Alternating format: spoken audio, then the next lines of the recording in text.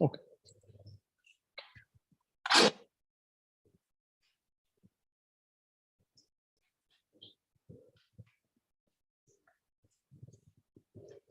Okay, so I'll just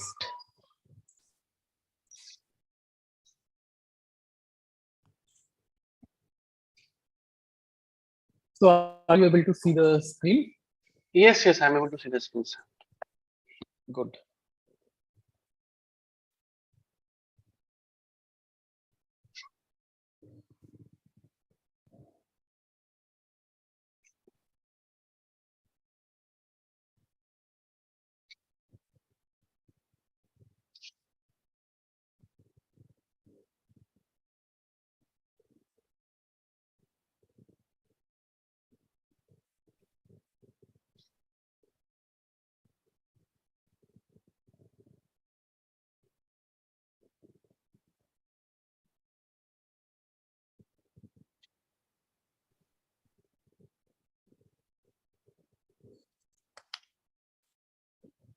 Okay, so let's start.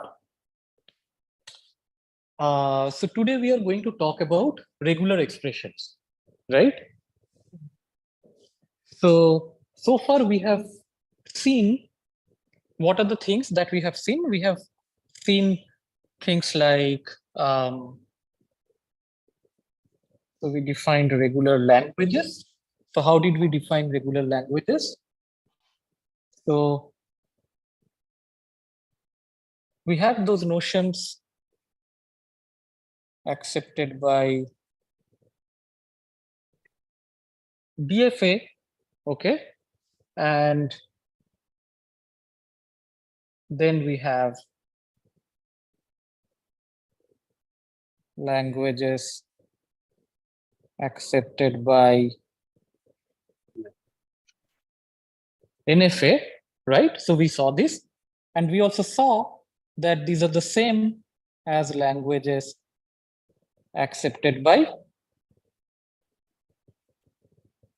epsilon NFA, right? So we are going to see yet another view of regular languages, yet another view of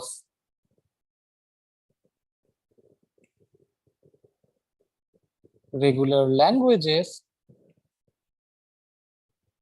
So this is called regular expressions.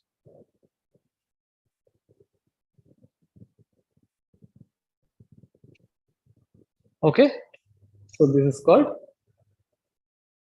regular expressions. So what is the idea of regular expressions? So we are going to talk about some syntactic forms, some syntactic forms to describe these languages.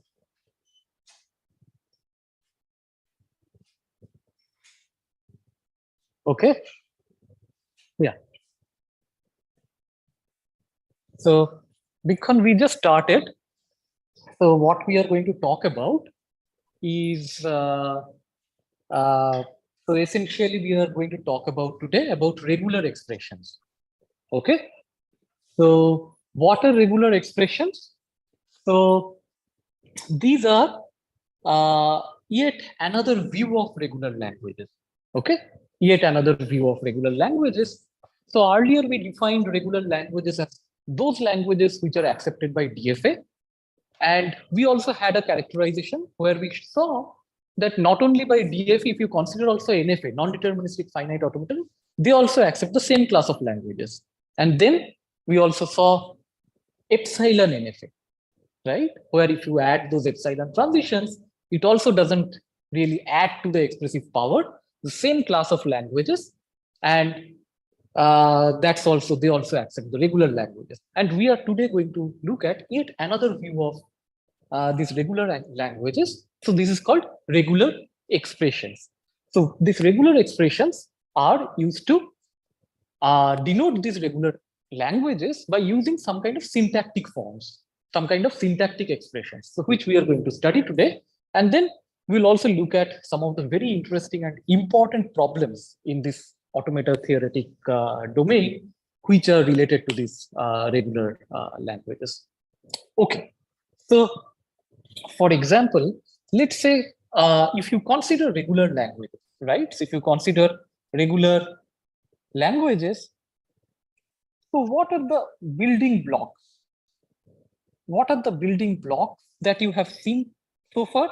So for example, there is an alphabet, sigma, correct? It's a regular language over the alphabet sigma. And then suppose my sigma, just as an example, let's say these are 0 and 1.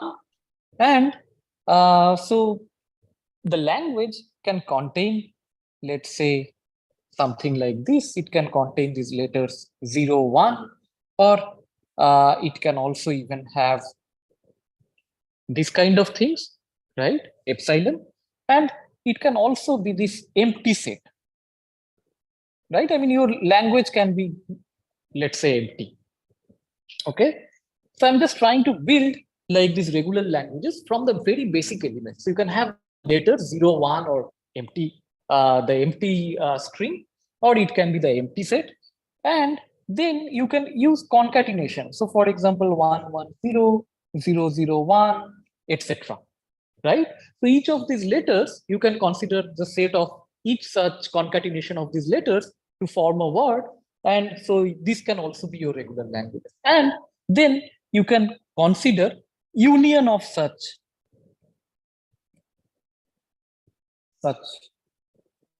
words. Okay. So right.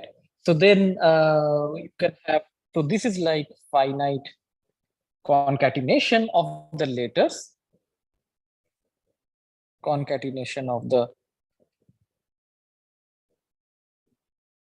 letters, and you can also consider such sets of words, right? And then you can consider finite union of some sets of words. But these sets, how we generate these sets, like it's sets of words. So there cannot be like, this cannot be arbitrary sets, right? So, and also we have seen something like, we are also going to see some kind of pattern that repeats, a pattern that repeats. So this is also we are going to kind of have. So this is called a Kleene star. This is called a Kleene star, right? So this is, if you, so this is kind of like, if you have seen, this is sort of like the union of two regular languages, which is still regular. So we are considering these unions of sets of words, right? And so these are the kind of syntaxes that we are going to use. And what is this pattern that repeats? So if you have a language L, then L star equal to, so we have kind of seen this. So I equal to 0 to infinity, say L of I, okay? Where L is a set of strings, right? Or it's a, what we also call it is a language, right? And what is, how do you define this thing? So L of I, L0 is the empty string, and L of I equal to L dot L I minus 1, or I greater than equal to 1. And how are you going to define concatenation of, so this is the concatenation operator, right? So if I'm using the concatenation for two languages, concatenation of languages L1 and L2, right? So how are we going to define this? So this is, sorry, this is L1 dot L2. So essentially L1 dot L2 equal to X dot Y, such that X belongs to L1 and Y belongs to L2. Clear? So these definitions, right? Good. Thanks, Ankit. Yeah. So now we are going to define the regular expressions. So the regular expression, it is generated by a grammar. So this is the kind of like what we talked about here is like, this is how you have seen that how the regular languages they look like. And we are going to express this with the expression. So what expression is the regular expression? And another thing I would like to add, if you study some of the classical books, you will also see that they are often called rational expressions. Okay, so they are often also called rational expressions. So they're essentially the same. Rational expressions and the languages which are recognized or accepted by a DFA, they are also called recognizable sets or recognizable languages.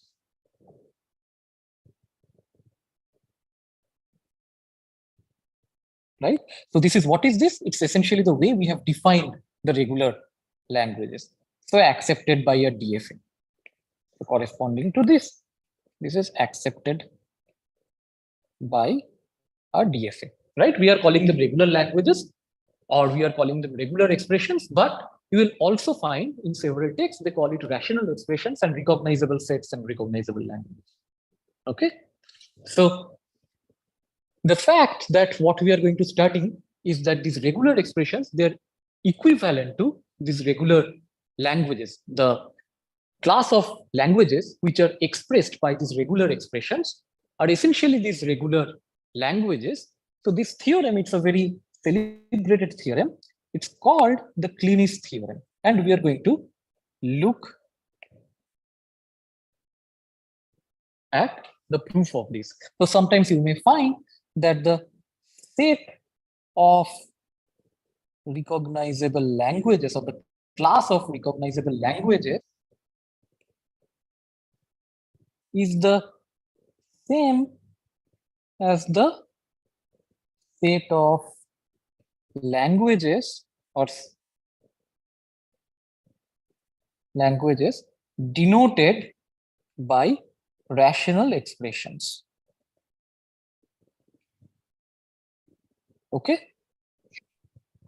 Okay. So this is what we are going to look at. But first we need to understand, before we prove this, we would of course need to understand what is the notion of this rational expression. So how does it look like? So as I said, it has a syntax and it comes in the form of a grammar. So you can have this thing. So what is this? This is Sir, your voice has stopped and sorry. hello. Hello. Yeah, you had a question.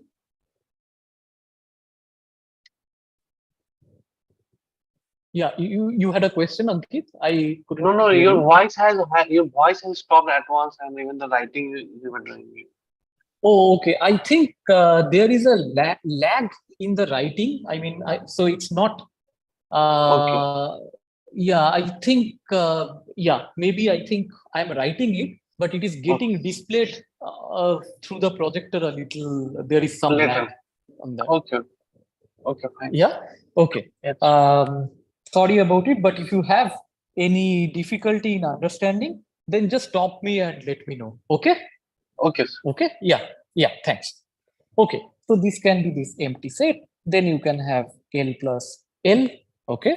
And then you have L dot L and you have this thing, right? So these are the basic building blocks. These are this epsilon, sigma epsilon. This is the basic building block, and these ones are the basic building blocks. And then if you have such regular expressions corresponding to L plus L, then you can build from that L plus L, L dot L, and L star. So sometimes, I mean, we can also use, instead of L, we can also use R, but it's essentially the same thing, right? I mean, we can use R1 plus R2 or R1 dot R2 and then R star and so on and so forth, right? It's precisely syntax. So we may use the L and the R interchangeably. Okay. Now, so suppose, let me give you some examples. So suppose I write something like this. So 0, 1 plus 1 star. Okay. So if I write it like this, so you see there, it requires some kind of precedence of the operators here. So some sort of operator precedence is needed. So what are the operations that we have? We have a plus, and here it's actually an implicit dot, and here we have a star, right? So what is the operator precedence here? Become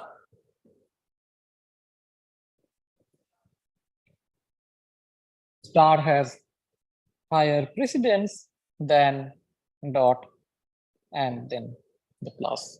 Okay, so this is the standard operator precedence we would have. So this is equivalent to you have 0.1, then plus 1 star. Okay, so this is equivalent to this. Okay, good. So another question that one might want to ask, that can there be multiple equivalent regular expressions? Can there be multiple equivalent regular expressions? So what does it mean? So suppose there is a regular expression R, right? So, and I can define the language corresponding to this regular expression R as LR, right? Now, can it happen that there are two regular expressions R1 and R2 such that L of R1 equal to L of R2? That is what it means. What do you think? Okay, so can you give a quick example?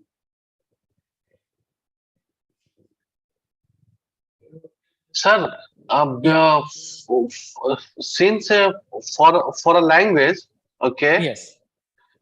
there can be more than one DFA, okay. Yes. Yes. So Uh, what Ankit is saying, that for the same language there can be more than one DFA, and and so for if there is more than one DFA, so from the Kleene's theorem, yes. if the set of regular language say the same set of language, no, but they're just saying the equivalency. But from there we can create two different regular expressions for two different DFA. Yeah, it can happen that, like, if you are given two DFA, as we are going to see, that how you can translate a DFA into a regular expression, and it may be Okay. possible that you can get two different regular expressions, like from the same, for the same regular language. We have seen that you can have multiple DFA. That may also be possible. So let's just look at something that sometimes you may have even much simpler regular expressions, right? So can you try to simplify this?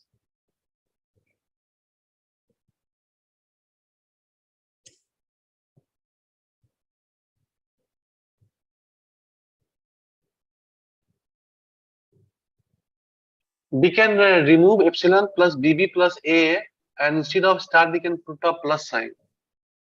No, but do we But have that is plus here? We don't have plus. okay. We don't have Correct? plus. Okay. We don't have plus. Okay. Okay. So what can we do? We can.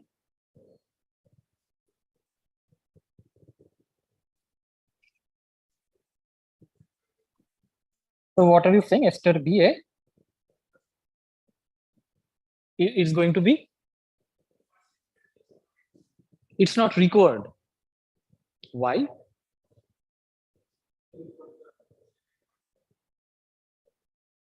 Okay. Indeed. You are right. You are right. Then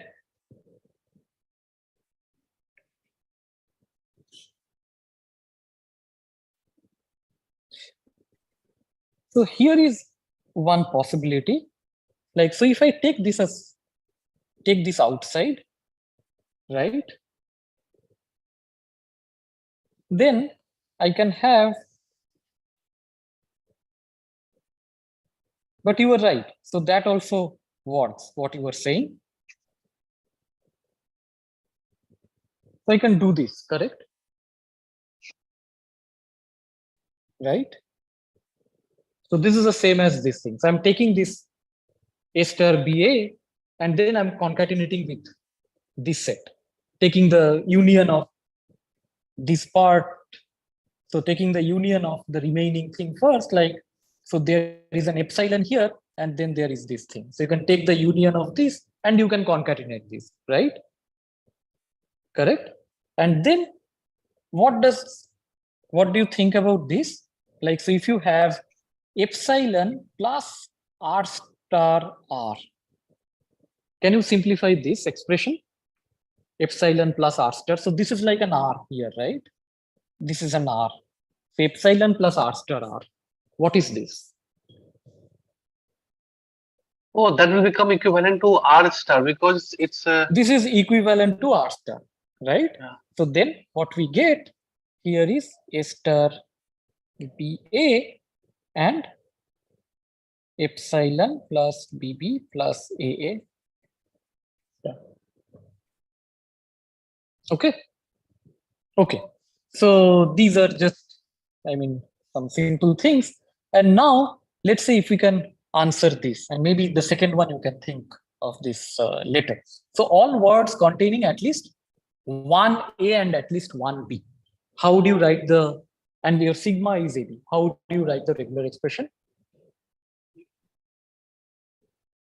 All words containing at least one A and at least one B.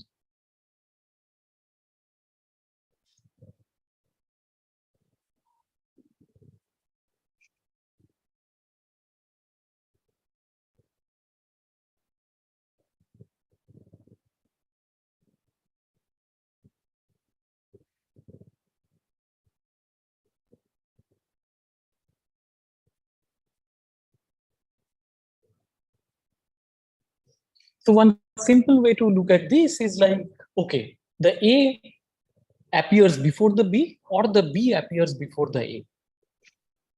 Yes. Correct? Should be at least one A and one B. So you write this. And then I can say here the sigma star.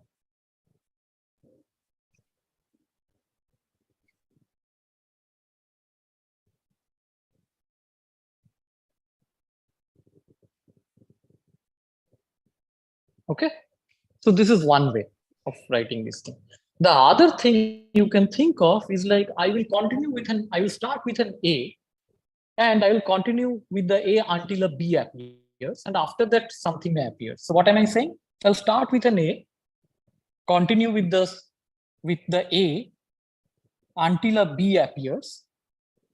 And then followed by the B, there can be anything.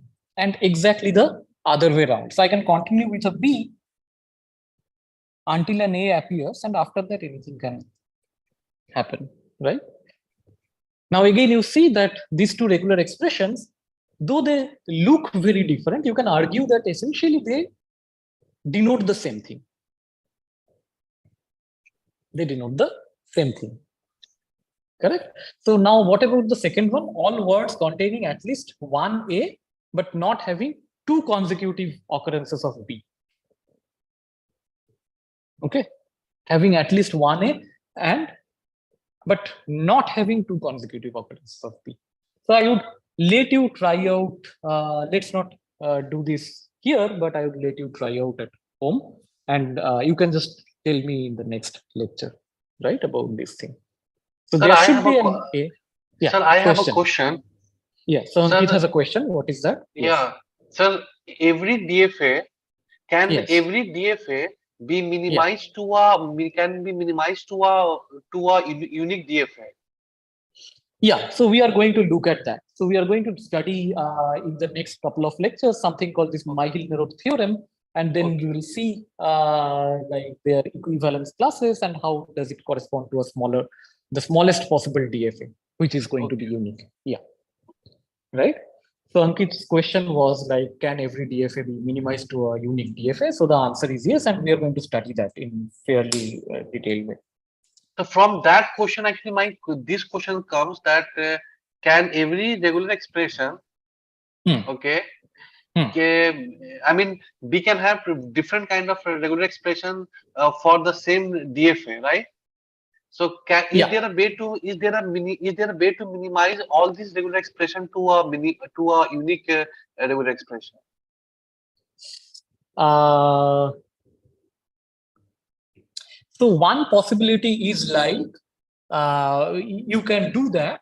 So one possibility is like what you can do is corresponding to a regular expression, as we are going to see in a while, that you can construct the DFA corresponding to that, okay?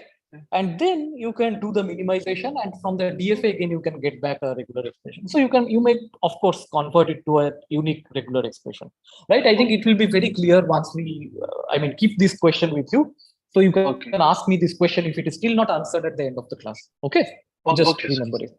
Okay, so we are going to prove this Kleene's theorem. So essentially, writing it another way, which we already saw, the set of regular languages is precisely the set of languages denoted by regular expressions. Okay. Okay. Good enough. So what we are going to, so you can possibly prove it in different way. The way we are going to prove it is like we are going to construct from regular languages. So that is from DFA, we are going to construct these regular expressions, and from regular expressions, we are going to construct the epsilon NF. And we know that all of these are equivalent, similar, right? So first we'll look at this direction, and then we'll look at this direction later. Okay. Okay. So we are going to. So this is the theorem essentially. So the first we are going to look at this direction, right? And this is. So let R be a regular expression, and then we are saying that there exists an epsilon NFA that accepts LR, right? So how are we going to prove this? What do you think?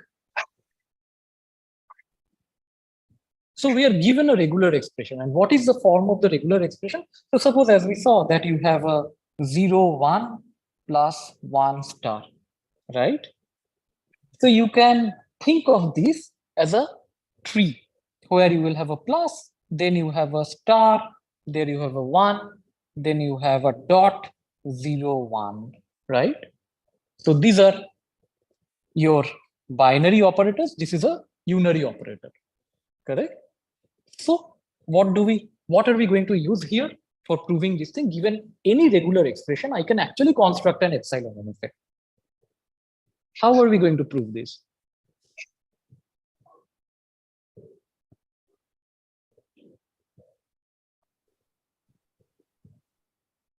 So base case would be if language is empty, okay. Yeah, so Ankit is talking about the base cases. So we are indeed going to talk about, but what is the general principle? What do you call it? What is the general principle? Exactly. For each operator, you are going to build it up. And so this is also, you are building it up inductively, right? And what kind of induction is this called? So this is very important. You should know this technique. This proof is very simple. That's not, I think, like you can construct once you see this, or if you have already seen it, it's not going to be very difficult. But the basic principle, I think, is very important, which often comes across in different, like areas of computer science, which we will often see. And then, but what is it called? And we'll come across this again and again. So it's called structural induction, right? It's called structural induction. Okay, you can think of this as an induction, as you were saying, become induction on the number of operators used. But why is it called the structural induction? Because you can think of this as if it is being applied on the structure of trees, right? You have this, so you say that suppose it holds for these leaves, and then it holds for this subtree. This is what we are going to show, and this is how you are going to build up, and this it holds for the entire tree, and so on, right? So this is very important. This kind of induction is called structural induction. And we are going to use structural induction in order to prove this particular theorem, that for every regular expression there exists an NFA. So first of all, we are going to look at the base cases, right? So the base case of this induction. So what are the base cases? So what are the base cases? As we mentioned earlier, so these are the base cases. So these are the base cases, right? So now suppose if you have, for example, your sigma has, let's say, some sigma equal to, let's say, some A1 to AK. So how do you construct an epsilon NFA here?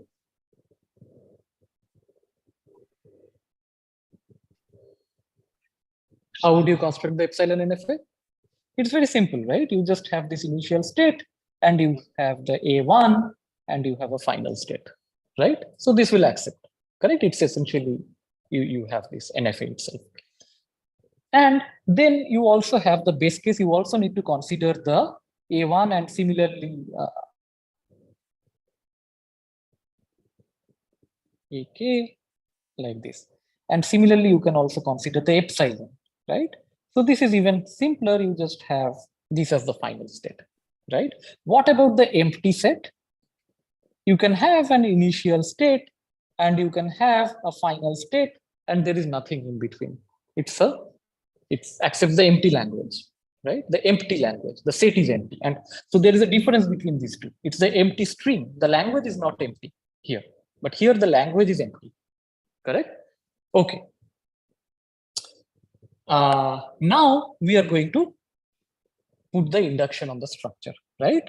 So suppose you say, suppose we are going to, so we consider, suppose case 1, which is that R equal to R1 plus R2, right?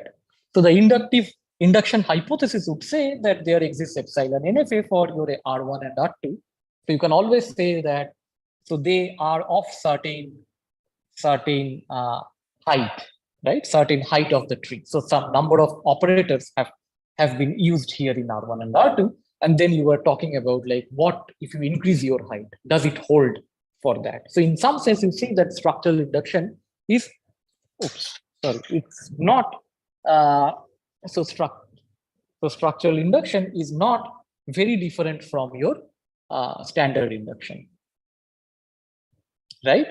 So now, how are we going to do this?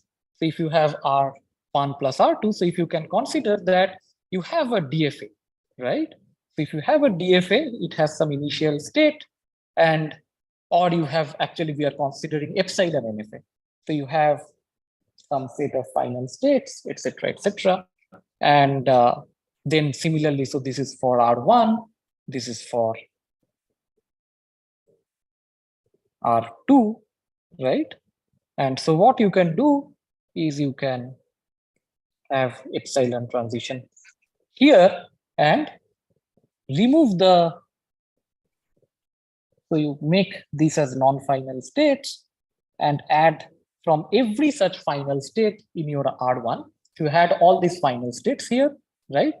So they were final states earlier, but you make them non-final, add a new final state, and then again add epsilon, right?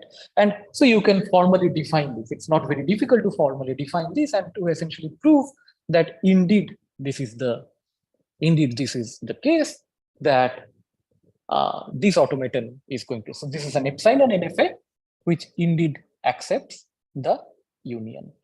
And similarly, if you consider concatenation, so you have R1 dot R2, so you can consider that there is an automaton for R1, there is an automaton for R2, you can add the epsilon and you have another epsilon NFA, right?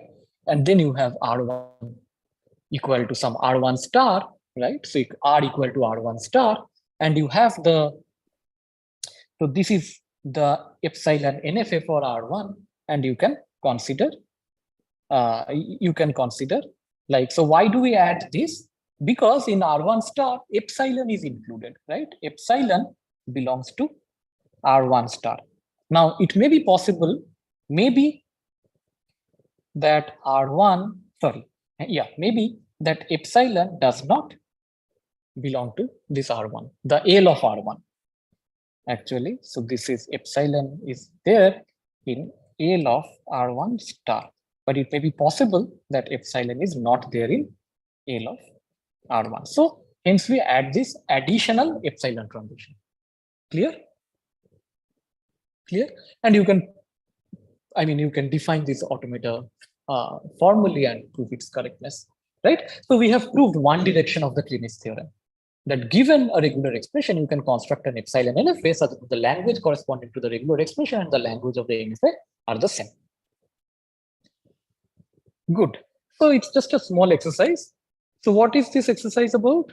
So this says that consider this regular expression, right? You can try to construct with this formal construction that we did, right? You can obviously understand that it's going to add several new states, which somehow is not the most nicely looking epsilon NFA. But the question here is that can you construct an epsilon NFA which will accept the language denoted by the regular expression, but this epsilon NFA shouldn't have more than 4 states. Okay, should have at most, or let's say exactly 4 states. So can you construct? Okay, so can you do that?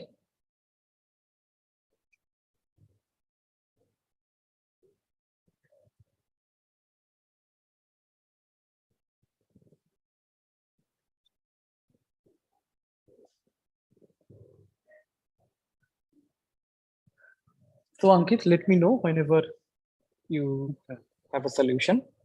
Okay.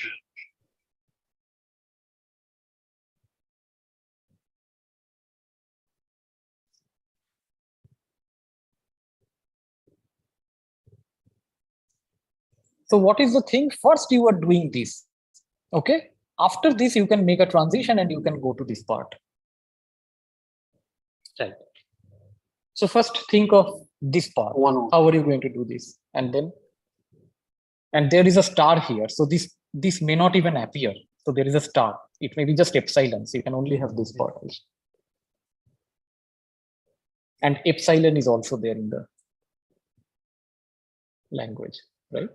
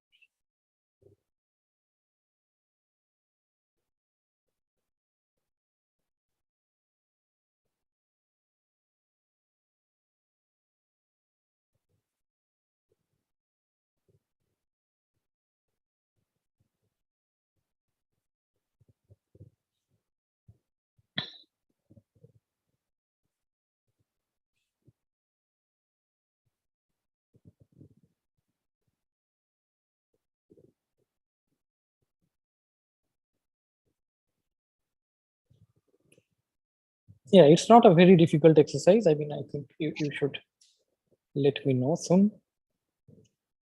So with 4 states getting difficult, but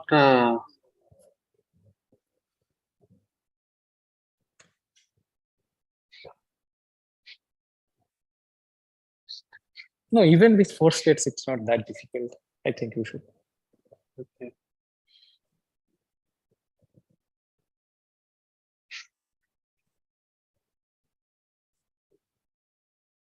So how would you draw the first part? So let's first write this thing. 1 plus 0 star. Bikram, how are you going to do it?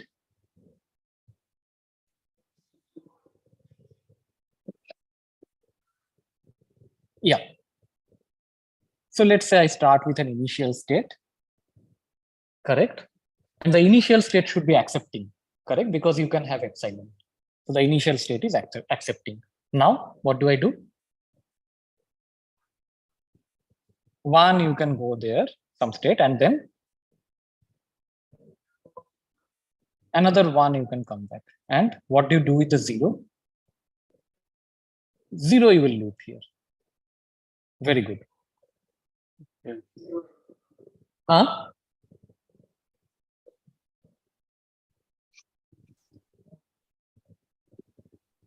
Okay. So what are you saying? You were saying that on a 0, you also go here. Okay. Then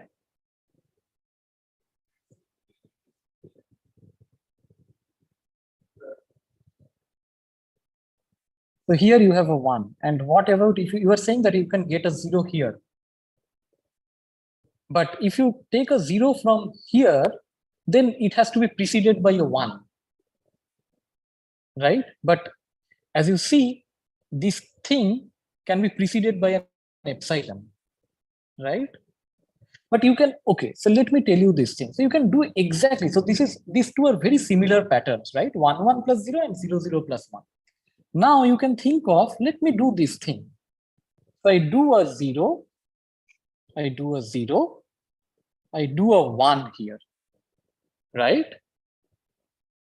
Okay. And similar to this is also my final state, right? And I put an epsilon here.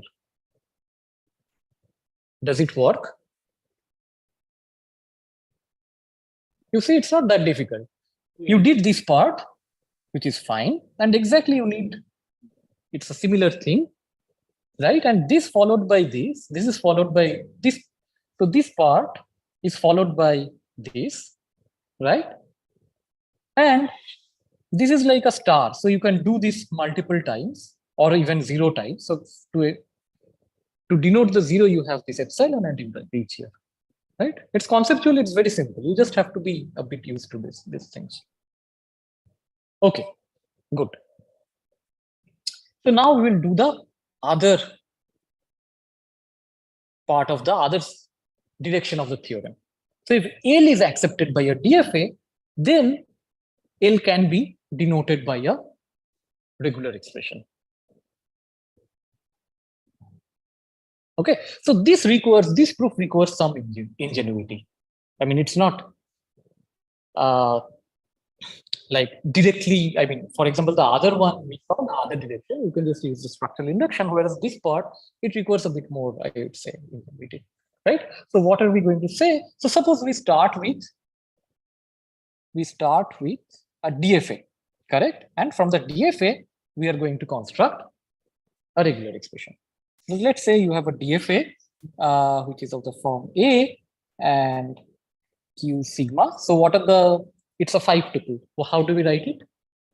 Q sigma delta Q0 F, right? So this you should just, I think it should be like, I mean, yeah, it should be with you all the time, like this 5 tuple Q sigma delta Q0 F.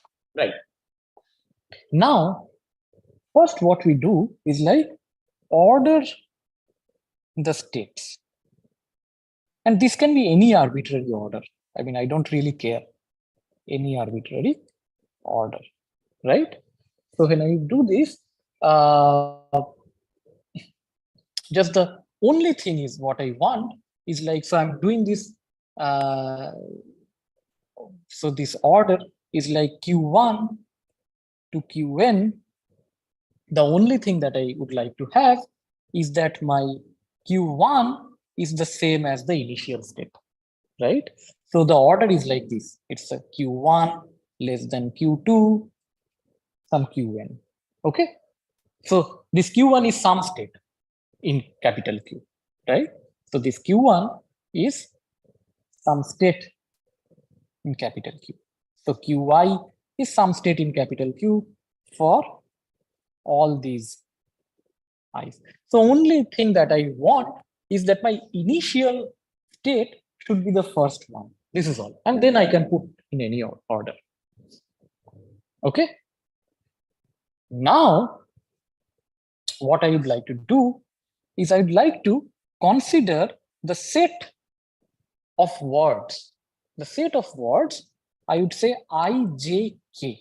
What does it mean?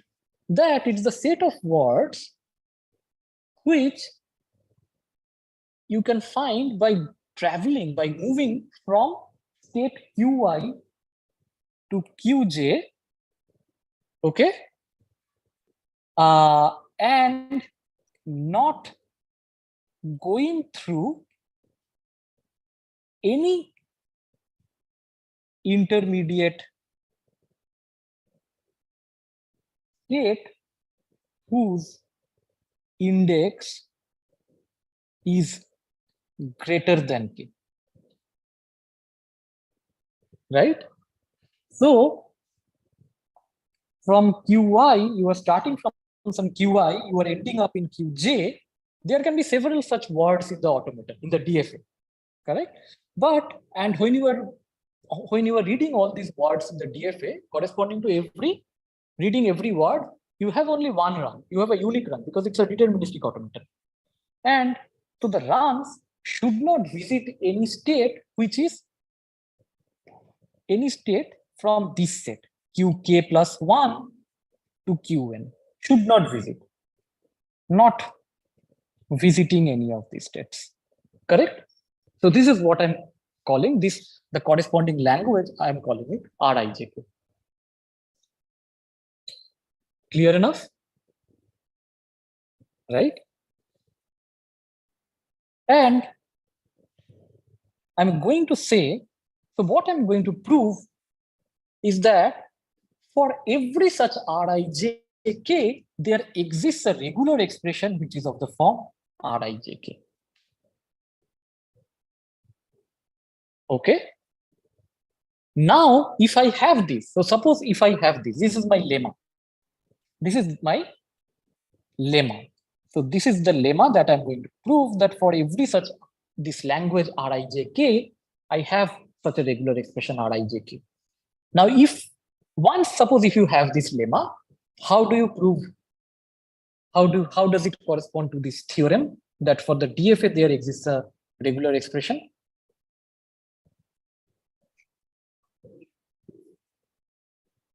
For every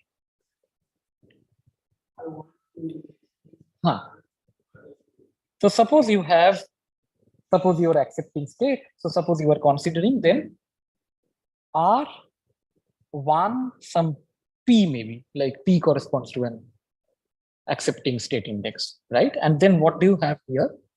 At N, right? And then I say that I have R1 P N, and I should do this for every such accepting state, right? So I can have maybe P1 here, right? So and then you can have R1N, P, let's say PK, if there are, so your F equal to QP1, QPK, like this, correct? And then this will be R1NP1 plus R1NP2 plus R1NPK. Clear? So this is the structure of the proof, right? So we only have to prove this lemma now. Is it clear, Ankit? Yes. Is it clear, the idea of the Yes. proof? So we now have to prove this, correct? And how do we do this? How do we do this? We are going to do this by induction on K. Okay. So the proof of the lemma. Sorry. So now we have the proof of the lemma by induction on K. So we'll do the proof of the lemma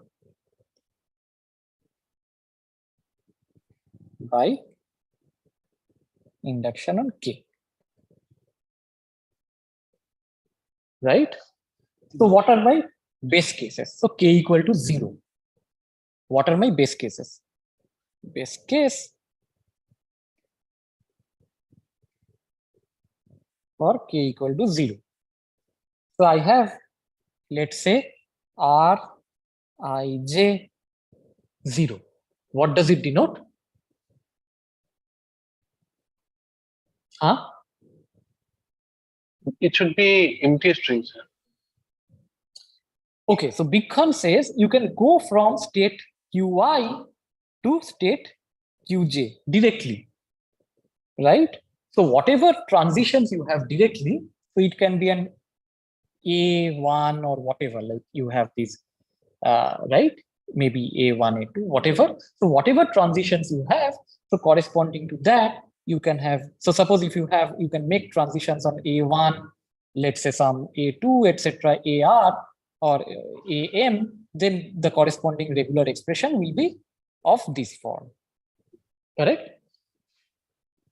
Okay, now in addition, suppose you have that I equal to J, then what do you have? Then we'll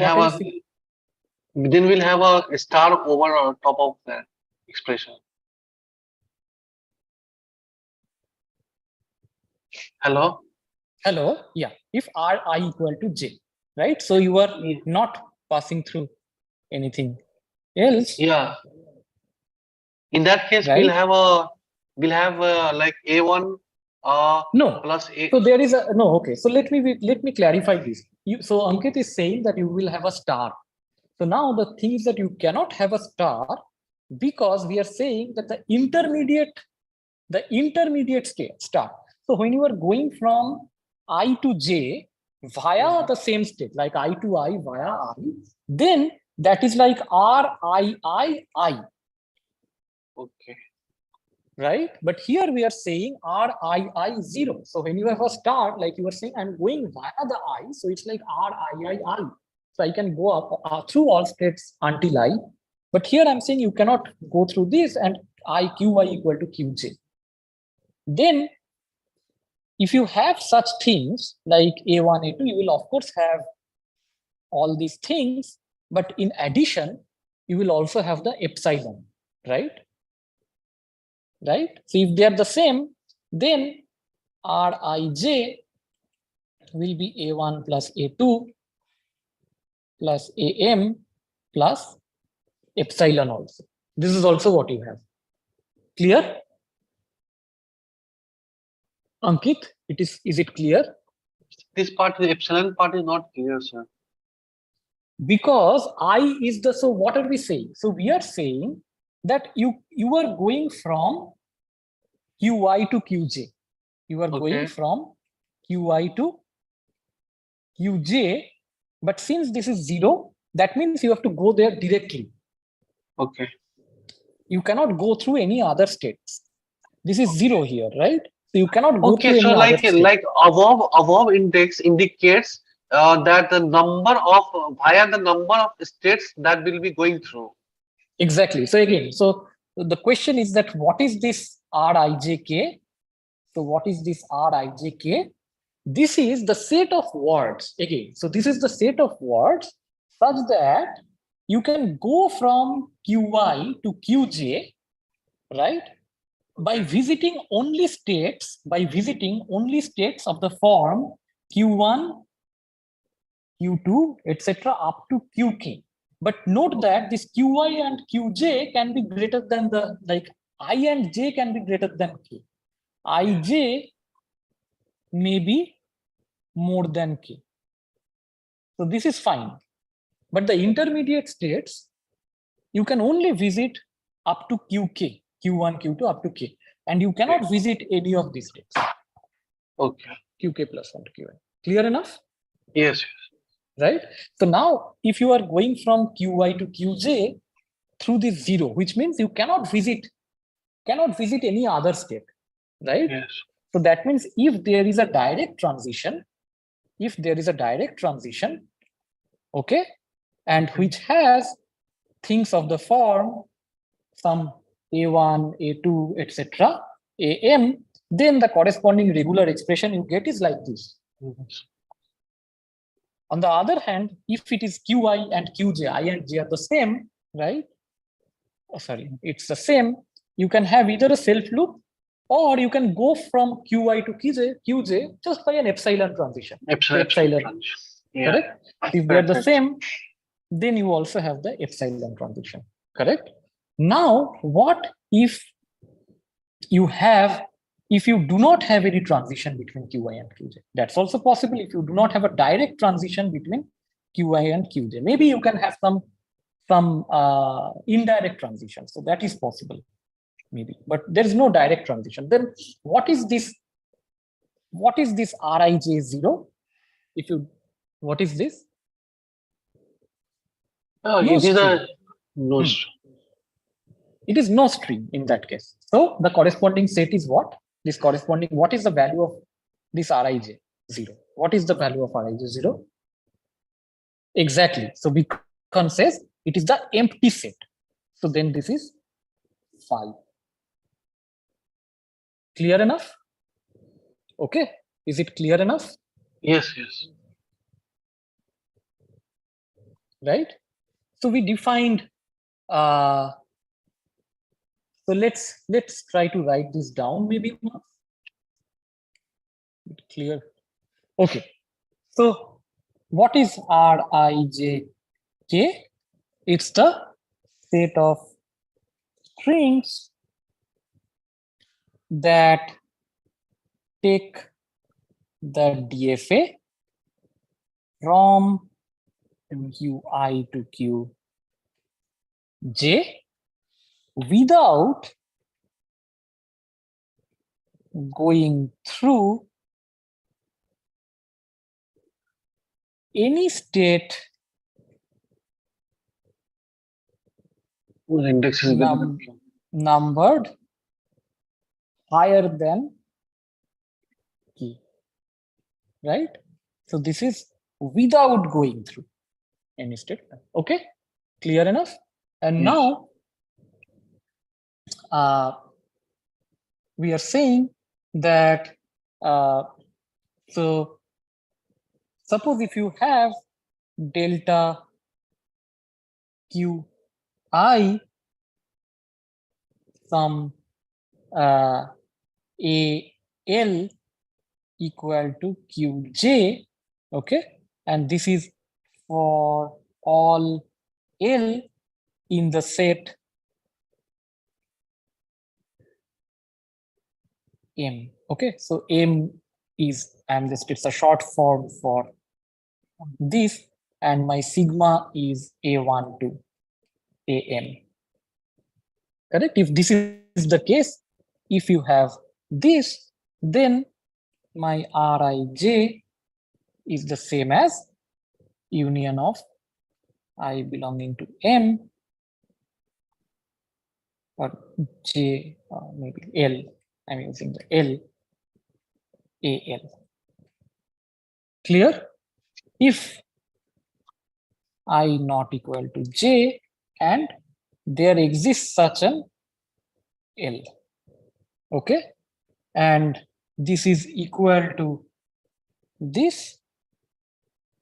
So I'm just writing formally whatever I stated a bit earlier, union epsilon if I equal to J. So when you will be writing, so if I ask you to write a proof in the exam, you should be writing this way, more formally, right?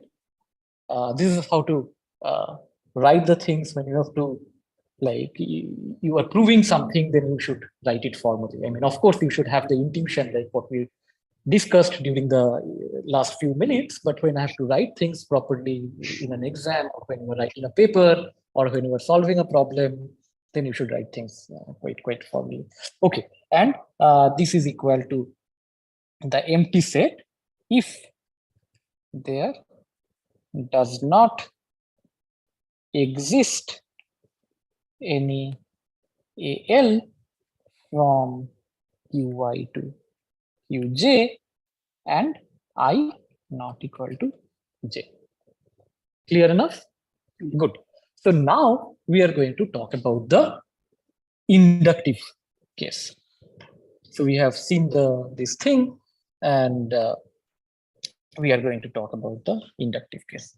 So now suppose, so we are doing an induction. So as we said, we are doing an induction on key, right? So what are the possibilities? So what are the possibilities? So suppose you have, hypothesis is, suppose you have a regular expression corresponding to each Rij k minus 1 for all I comma j, right? And from this you have a regular expression. you have a regular expression of the form Rij k minus 1. Now we are going to make a regular expression corresponding to Rij k. So how would you make this? What is the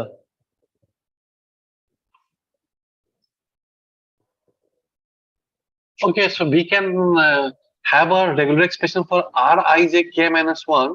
Okay.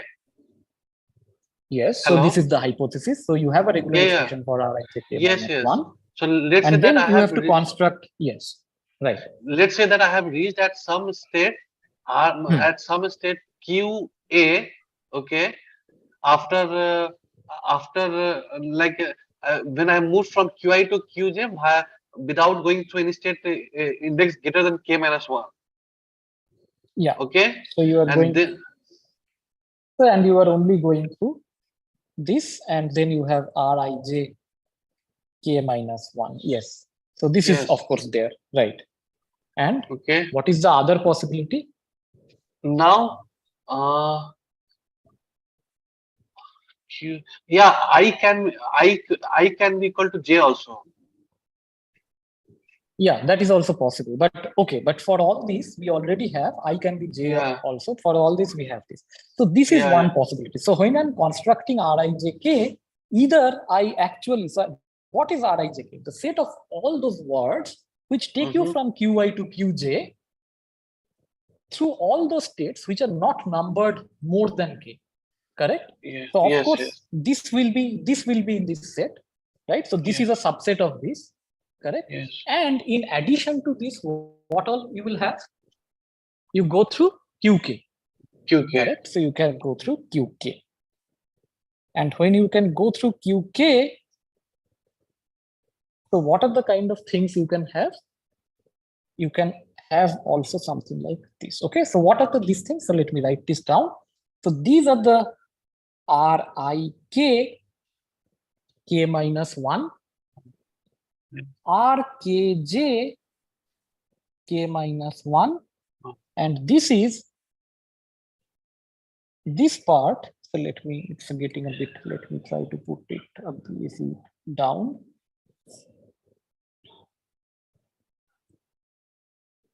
Okay, and this part is Rkk k minus 1. Yes. And since yeah, so now we can apply induction on all three of those parts. Wait, is it clear? So you can have this. So you are going from Qi to Qj. You are going from Qi to Qj, either not visiting anything more than k minus 1. So essentially, because so this Rij k minus 1, it's a subset of this. And along with that, you can visit the QK state. And then for if you visit this, then what you can do is like you are going to visit this QK sometime, right? But you can visit QK many times, right? So if you are going to visit QK many times, then it will be captured by KK Rkk k minus 1, right?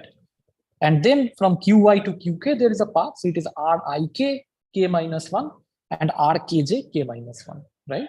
So this is exactly what I show here, right? So this is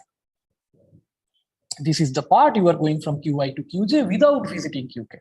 You are going Qi to Qk, Qk to Qj, and you are. So does this kind of remind you some algorithms you might have studied when you have studied some graph algorithms?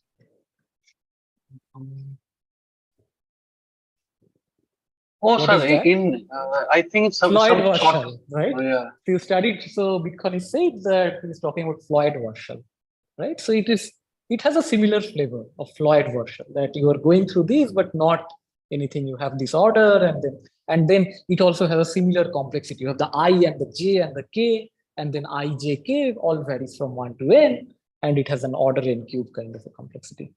Clear? So given the DFA in order n cube, you can construct such a regular expression. See, if you read for example, this algorithm, you should be able to solve that Floyd-Warshall, or if you read Floyd-Warshall, maybe you should be able to solve this kind of things, right?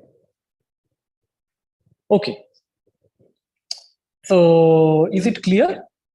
Yes. Is it clear? So now you have, as we discussed, so once you have proved the lemma, so what is then, okay, so then let's write it down.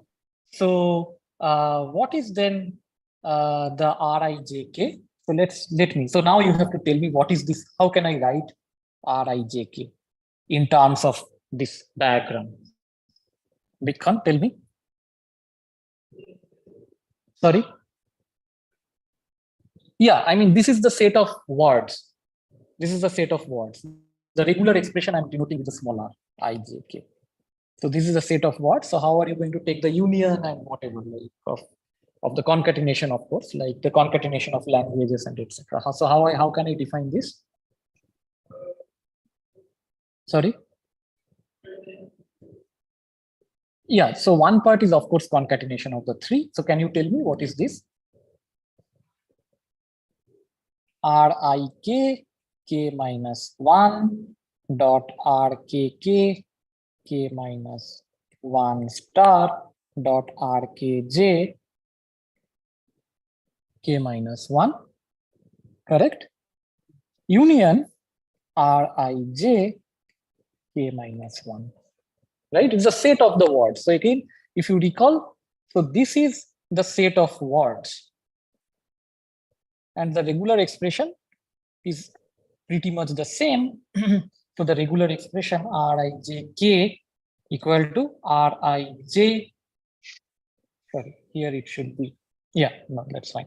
Here Rik k minus 1 rkk the r dot concatenation rkj k minus 1. Instead of union, we write a plus. For regular expression for the set, we write this, and then rij k minus 1. Clear? And now the final part of the proof, as you said, so if we can do this, then we can have correspondingly Rijn for all I comma j, right? And then we will consider R1jn such that Qj belongs to F, right? And for all these, we'll take the plus, right? So if you have, so R1 some J1 plus R1 J2 plus dot dot dot dot R1 JF n. Clear? So this corresponds to the regular expression for L of F.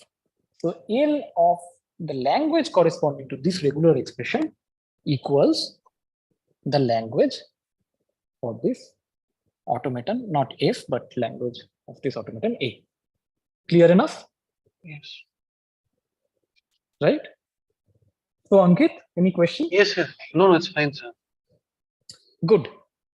So it's a very neat proof, right? It's a neat formal proof by induction. But how do you show that in given a DFA, you can have equivalent regular expressions, right? So now let's try to do some exercise again.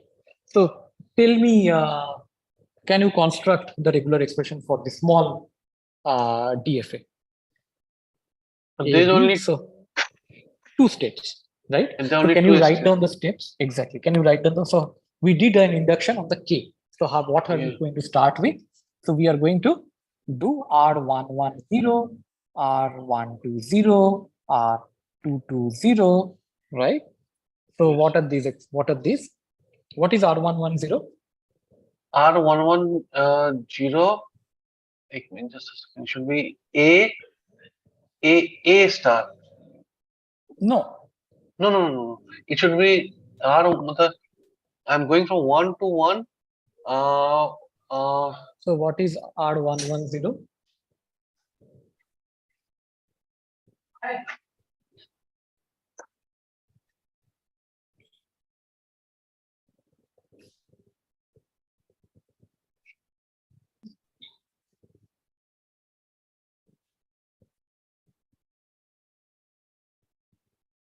Big sorry, only epsilon, A plus epsilon, right? Ankit, It's fine, sir.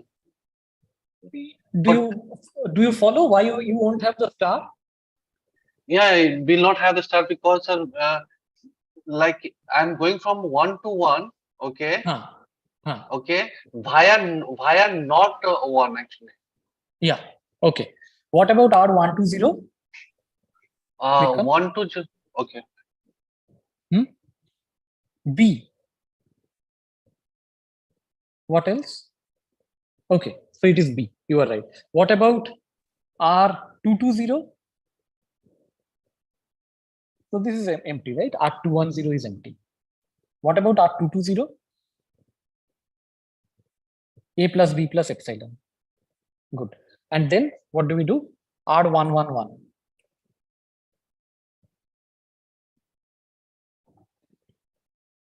What about R111? Just by the inductive step, right? So let us write this down. So let me put it there so that it becomes easier.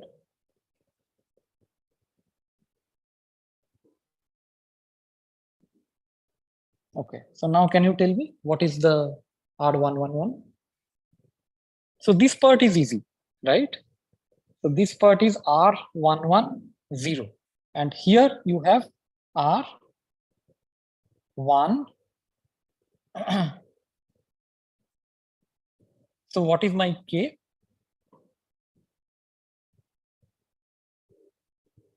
What is my K here?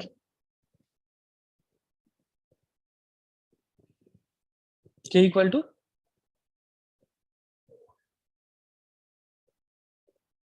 No. So we are building this Rijk from Rijk minus 1.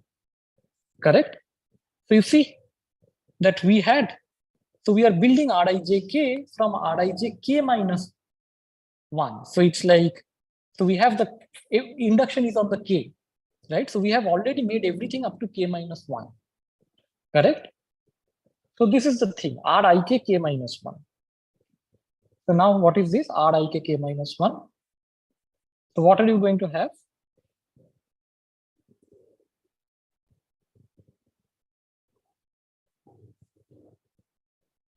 Can you say?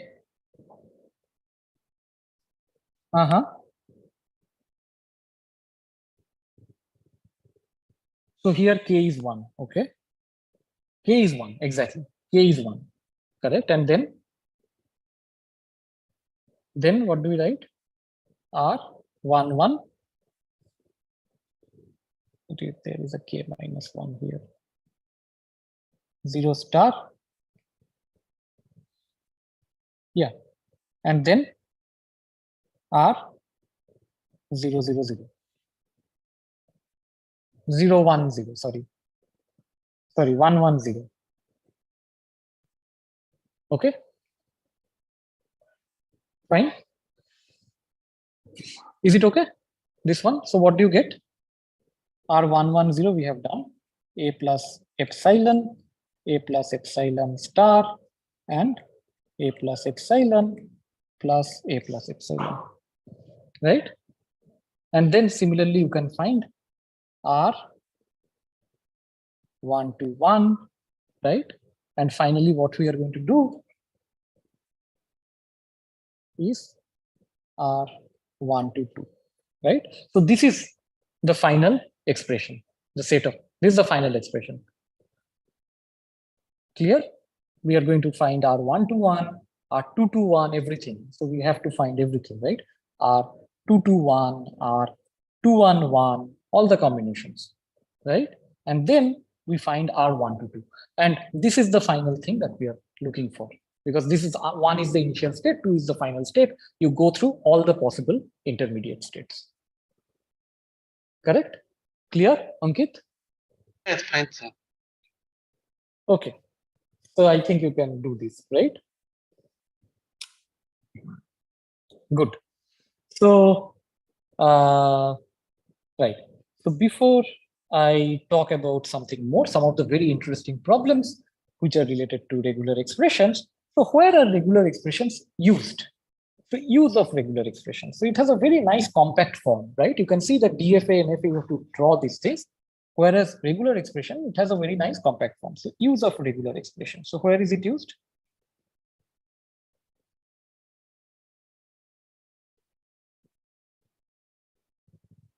So if you have heard about compilers, right? So have you heard of compilers? Yes, sir. Right. So in compiler, where is regular expression? Where are they used? For pattern matching. The first part, yeah, for pattern matching. It's called lexical analysis.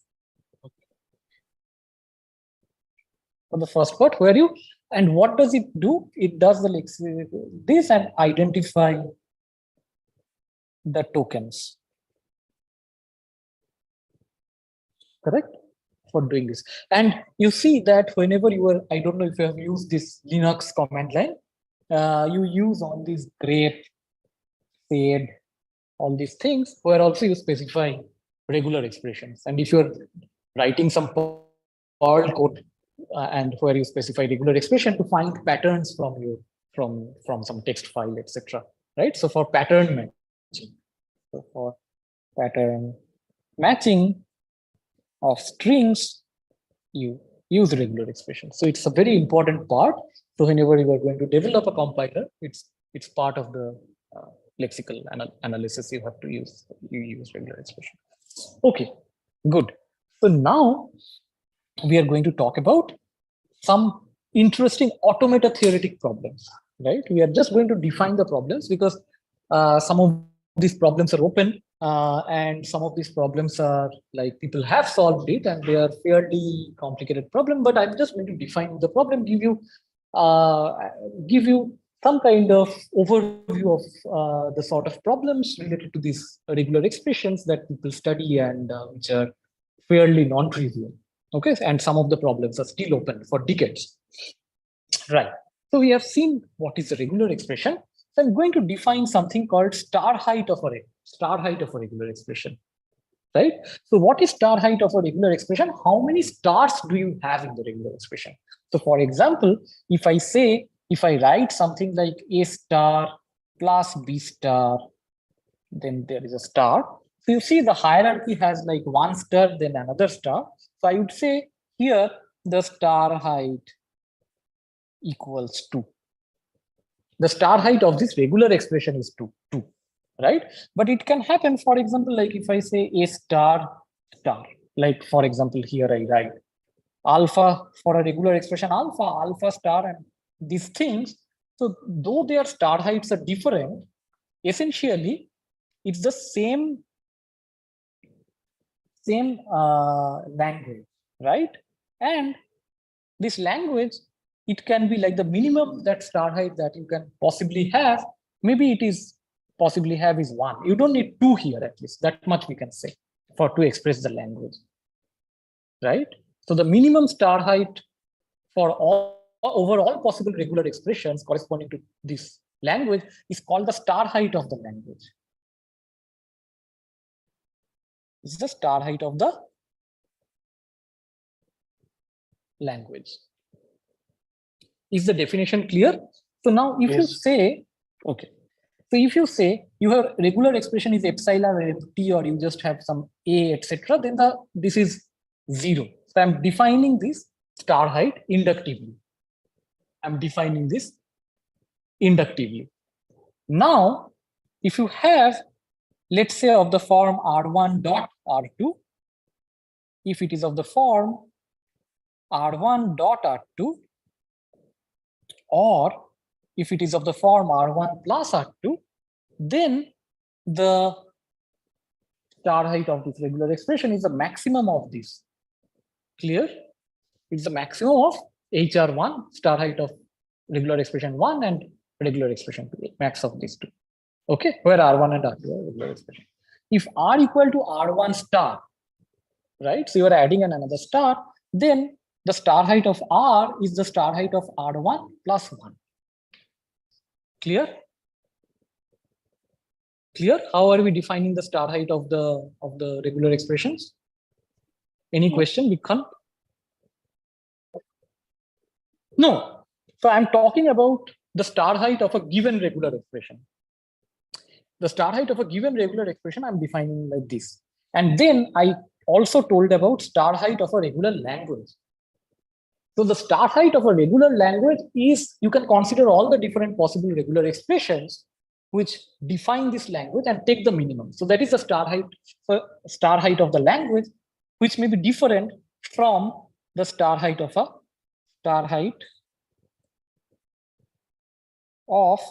some regular expression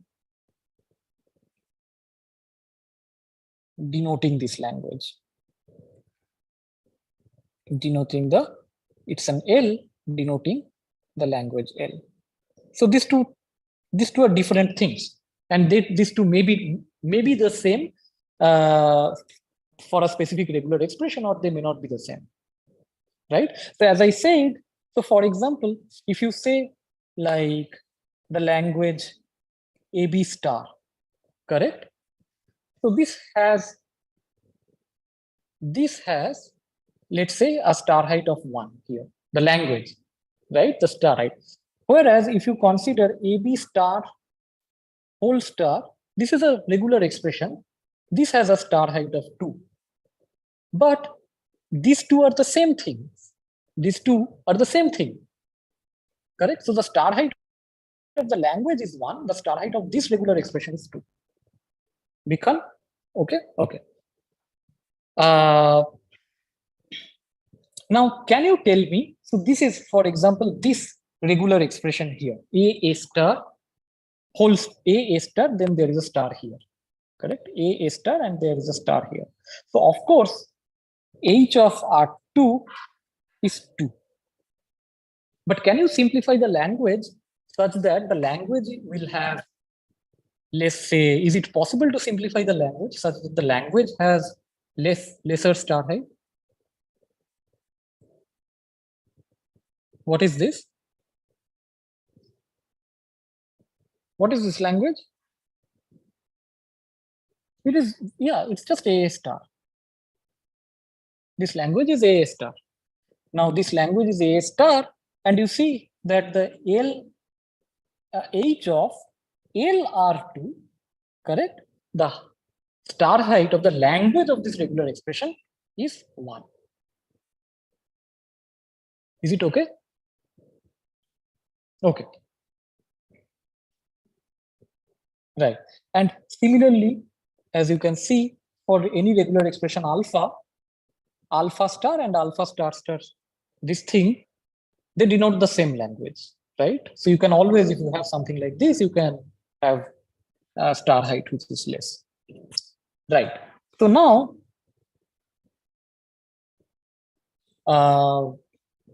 what we are going to state, so there is a theorem.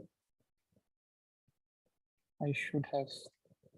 So there's a theorem which says that for every regular line, so for each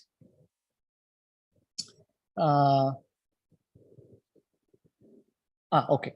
So I think this, sorry. Okay, so this is interesting. For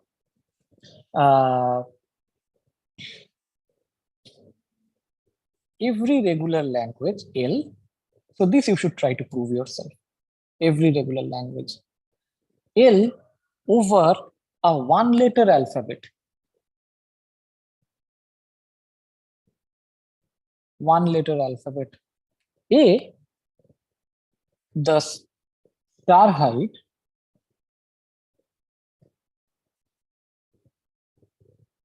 H of L is at most 1.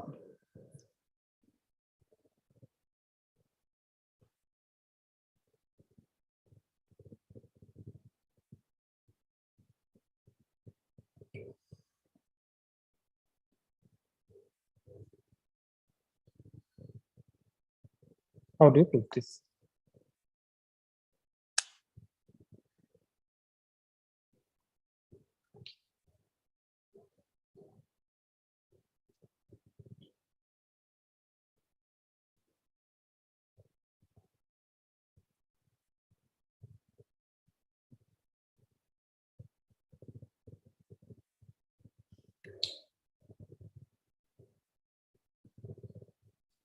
So these are the questions that you would kind of get in the exams.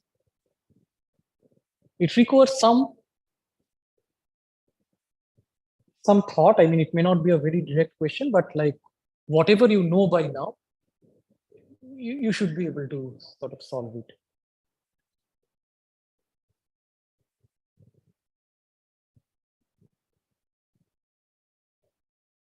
It's not a very difficult thing again, like it's just you need to think a little bit.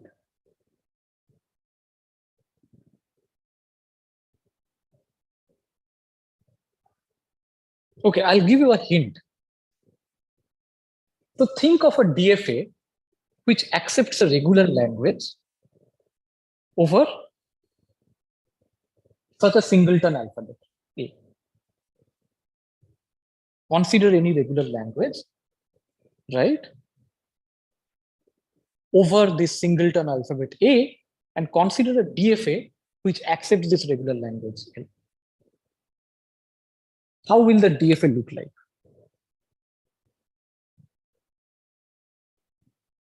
So is the question clear, Ankit? Yes, it's clear. Yeah. How are you going to prove this?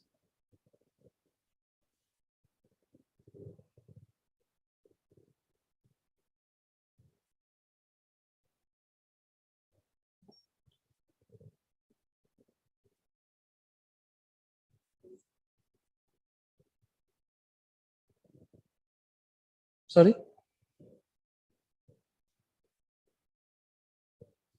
It'll go through some and loop back. And are you going to have just a single loop, or can you have like multiple loops like this and this? No. Outgoing degree has to be 1. Exactly. If it is a DFA, then starting from an initial state, you go there and somewhere you loop, right? It has to be like this. So it goes somewhere and then it has to loop. Correct? And then the accepting, where will be the accepting states? I mean, it can be anywhere. Like it can be some state here accepting, some state here accepting, and then some of the states here accepting, and all this, right? It can be like this. Correct? Right? So what you can do is for each of these states which correspond to like these states which are not in the loop, for this you have finite words correspond, like a single word which will kind of correspond to this that is being accepted, right? Single. So if this is like, so this may be, for example, some AA, right? Here for this may be some A, whatever. Like it's a single string, single finite string, right? And then in this part, for example, if you consider this, you will kind of think going here for the first time, and then it is looping with some period P. It's looping with a period P, correct? And so on and so forth for every such state, correct? Right? So you can write like, so if you have these things, so what are you going to write?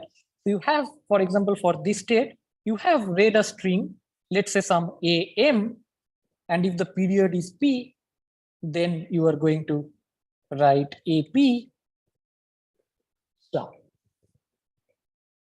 AP star. You do this for every such final state, you get some plus, etc. Right?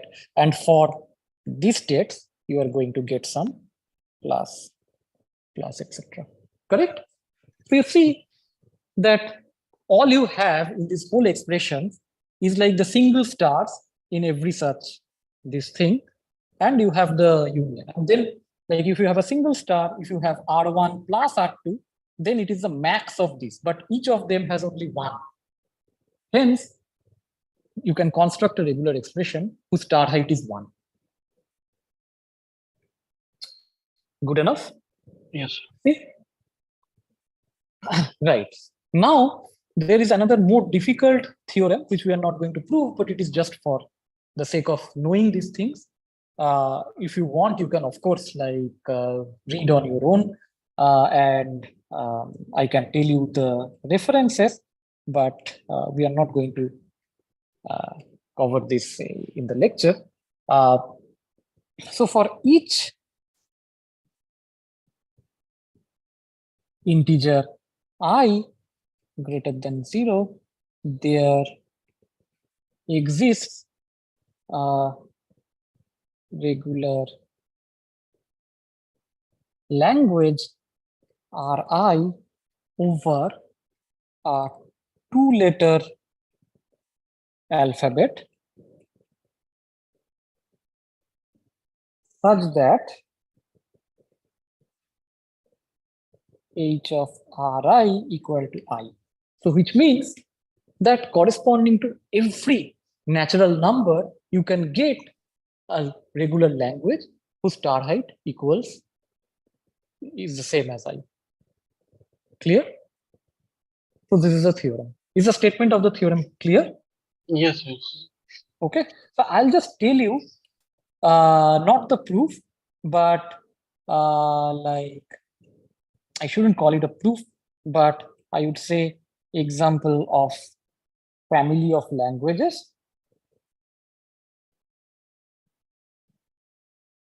Just to give you sort of a glimpse of how the proof is supposed to work. So you can consider the regular expressions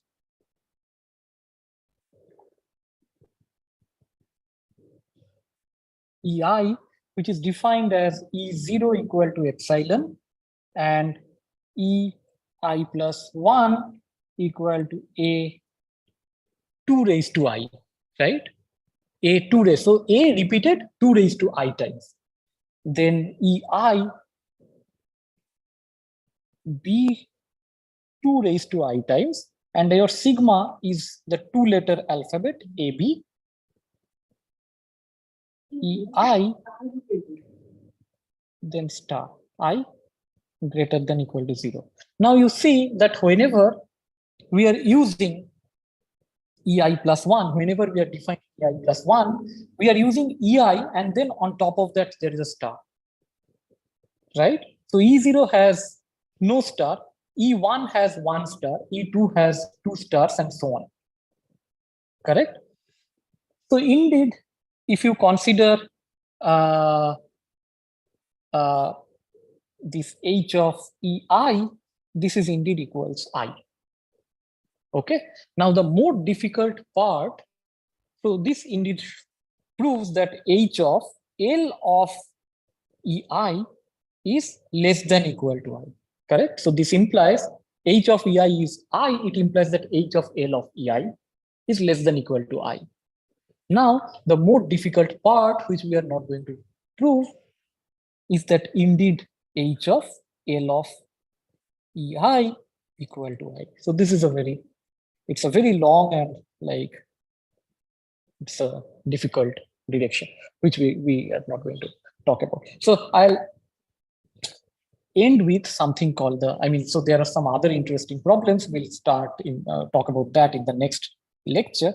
So this is called the star height problem, which we are going to talk about, right? So the thing is, the problem is the following. Given a regular language L, decide its star height, right? This is the question. Okay, does there exist an algorithm to determine the star height of a given regular language, right? So this is what we are asking. Does there exist an algorithm to determine the star height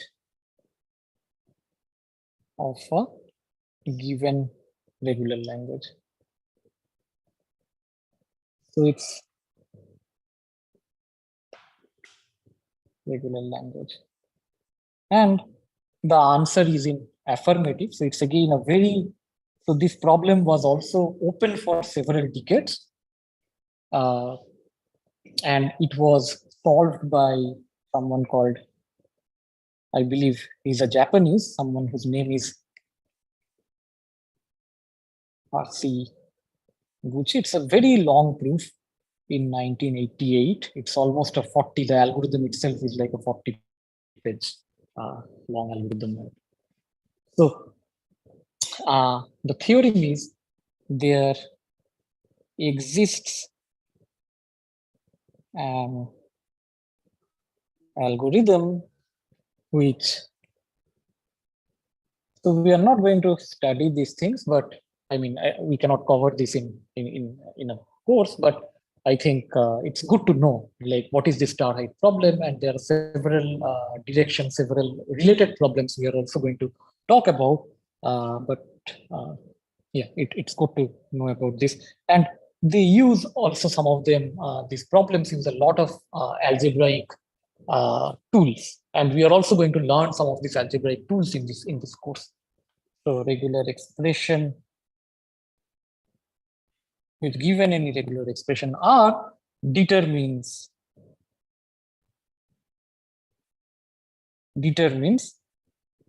H of L of R. If you are given any arbitrary regular expression R, then you can find the star height of the language corresponding to that regular expression, right? Which is equivalent to saying, like, if you're given any regular language, because you can always construct the regular language, right? Or you can construct in the form of a DFA or NFA, whatever. And so the thing is that how to identify, how to find, compute the star height of that language. So there exists an algorithm for this. Okay, so we will stop here, and in the next lecture we are going to look at another interesting thing, which is called extended star height expressions. And again, there are also some interesting problems there, and an open problem, which is open, I mean, even now for like 3 decades or at least even more. So the problem is just lying open. So no one knows answers to them. Okay, so we are going to look at this in the next lecture, and we are also going to look at something called finite power property of a regular language. Finite power property, right? So these are the language theoretic questions one can ask, right? I mean, we are not even looking at complexity theoretic questions related to automata, but we are primarily looking at the language theoretic questions. I mean, we are also often interested in the complexity theoretic question, like if you find, let's say, given an automata, what is the complexity to check whether the automata accepts an empty language? It doesn't accept any string. So you can ask this kind of question. These are not difficult, but what is the complexity? But we are not going to look at in this course the complexity theoretic questions, but we will be introducing, get introduced to some of the language theoretic questions. Right. So in the other automata theory course or the automata verification course, there we study a lot of complexity theoretic questions as well, but may not be in this one, because we are going to talk about decidability only at some time, and then complexity comes later. Okay, good. So we are so this is this for today. Any question? Vikram?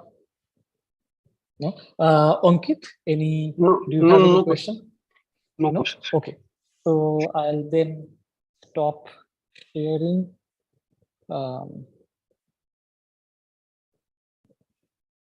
So I'll stop sharing, and I'll end the meet before stop end stream, and